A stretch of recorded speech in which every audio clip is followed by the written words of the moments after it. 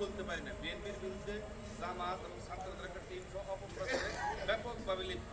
বিএনপির কেন্দ্রীয় নেতা মির্জা ফখরুল ইসলাম আলমগীর সাহেব এবং তারেক রহমান সাহেব সহ যারাই কোনো বক্তব্য দিচ্ছেন সেগুলোর কমেন্টসগুলো খেয়াল করলে আমরা দেখতে পারি যদি 1000 কমেন্টস করতেছে তার মধ্যে 950 কমেন্টস করতেছে এই বক্তৃতার বিপক্ষে কাউন্টার।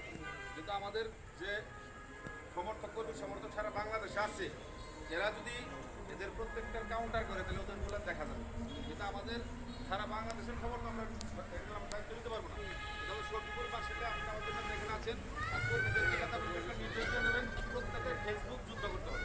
এখন ফেসবুকে জনমত সৃষ্টি হয়, ফেসবুকের বাইরে কিছু বর্তমানে নাই।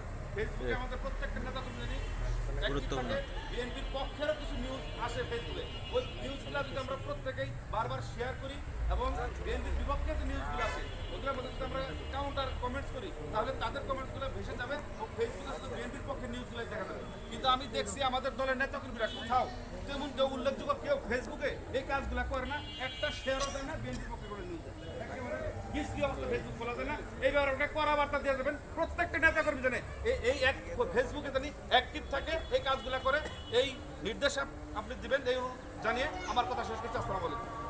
ঠিক